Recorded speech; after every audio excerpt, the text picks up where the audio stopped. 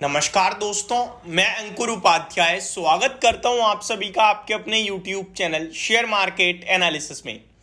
यहां आप सभी के साथ बात करने वाला हूं एक ऐसे स्टॉक के बारे में जिसने बीते कुछ दिनों में बहुत बड़ी गिरावट दिखाई है, इन्वेस्टर्स को पूरी तरीके से तोड़ दिया है। पहले काफ़ी खुश भी किया था इस स्टॉक ने, लेकिन उसके बाद जो करेक्शन शुरू हुई है वो रुकने का थमने का नाम ही नहीं ले रही है। 520 वाला आपके लिए 350 के नीचे निकल गया है, 33% डाउन है, लेकिन एक्चुअल चीज ये नहीं है।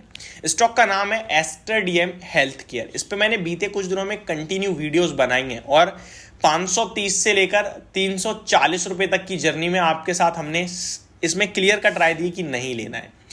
आपको बचाया है पूरी तरीके से। एक्चुअली में कंपनी ने एक कारोबार को अलग करा, जीसीसी, जिसके बाद 8,000 करोड़ के समथिंग कंपनी के पास आए और उसमें से कंपनी ने कहा कि 118 रुपए प्रति शेयर के हिसाब से हम डिविडेंड देंगे।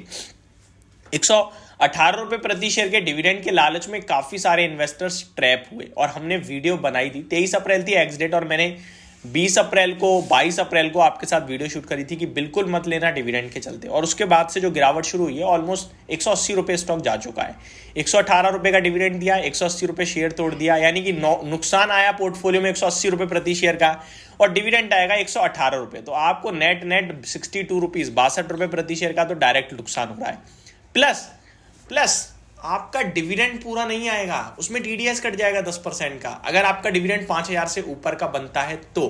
अब समझने वाली बात यह कि ये स्टॉक कितना और गिरेगा, क्योंकि कमेंट्स तो मेरे पास एस्टर डीएम को लेकर कंटिन्यू आते रहते हैं।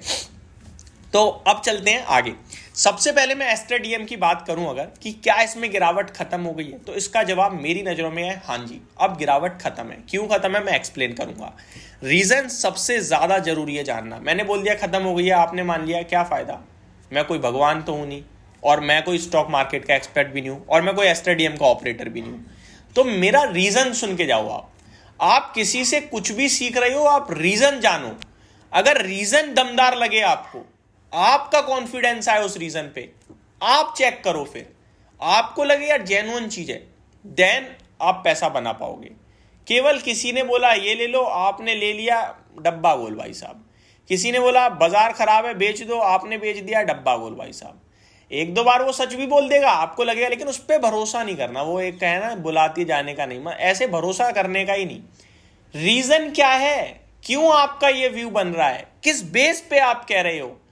अगर मैं अपने मन से कहता रहूंगा तो मार्केट में करोड़ों लोग ट्रेड कर रहे हैं, उन सबका मन कुछ ना कुछ कह रहा है, सब नुकसान खा रहे हैं। शेयर बाजार में मन की कोई वैल्यू नहीं है, मन की, इमोशंस की, पैसे की कोई वैल्यू नहीं है, कोई वैल्यू। शेयर बाजार में पैसा अनाप शनाप है, शेयर बाजार में इमोशंस की बिल्कुल धज्जियां उड़ा दी जाती हैं और मन वो क्या है, कुछ भी नहीं है। मार्केट में काम करता है तो केवल और केवल डेटा, कंप्यूटर और मतलब डिसिप्लिन, ये 4-5 चीजें जो काम करती हैं। कुछ नहीं करता, बाकी तो सब जीरो है, ठीक है।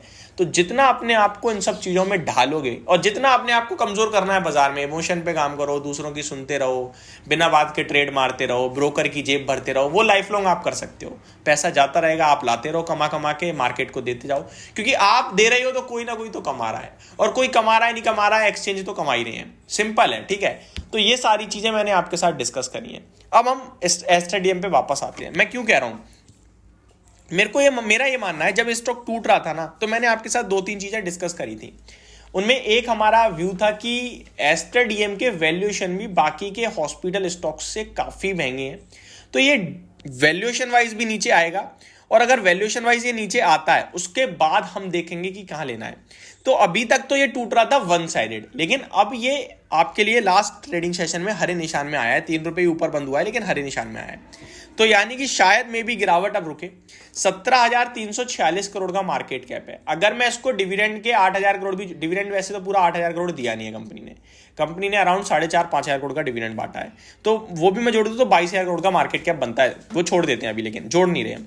अगर मैं वैल्यूएशन टर्म्स में आऊं इस कंपनी की, तो आप इसको कंपेयर करते हो किससे, मैक्स से, 40 से। देखो अपोलो से तो करेंगे नहीं हम, अपोलो की अलग कहानी है, वो 110 के पीई पे है, वो निफ्टी का हिस्सा है, वो अलग है।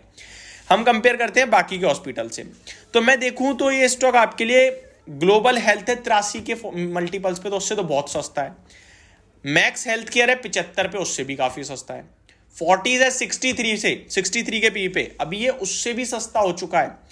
नारायण हृदयालय जरूर है जो केवल 33 के पीई पे ट्रेड करता है और वो भागता भी रहता है, इसलिए वो एक अलग केस हो रहा है। तो मेरा मानना है कि अब ये रीजनेबल वैल्यूएशन टू खरीदारी वाले वैल्यूएशन पे है। पहला मेरा केस आ गया वैल्यूएशन टर्म कि अब ये रीजनेबल है। 80 के पीई पे मैंने खुद कहा था भैया अभी वैल्यूएशन नहीं है, लेकिन अब ये मेरे को लग रहा है रीजनेबल है। कितने पे है? 47 to 50 के पीई पे मिल रहा है हमें, तो ये ठीक है। अब यहां से अगर गिरता है तो वो एडिशनल गिरावट है, एडिशनल बाइंग अपॉर्चुनिटी है। बाजार है, कितनी भी कोई भी चीज गिर सकती है, लेकिन एक भाव पे आके हमें तय करना पड़ता है कि ये लेने का या बेचने का है। तो ये भाव अब यहां से एक्यूमुलेशन का है। अब देखो जिसने लॉस खा लिया है उसके लिए काम की चीज आ रही है एक्यूमुलेशन, यानी अब आप थोड़ा थोड़ा करके उठाओ इस शेयर को, थोड़ा थोड़ा करके अपना भाव नीचे लाओ, और जब ये ऊपर जाए तो आप बेशक से जो अभी नया खरीदोगे ना एक्यूमुलेट करके, वो बेच देना।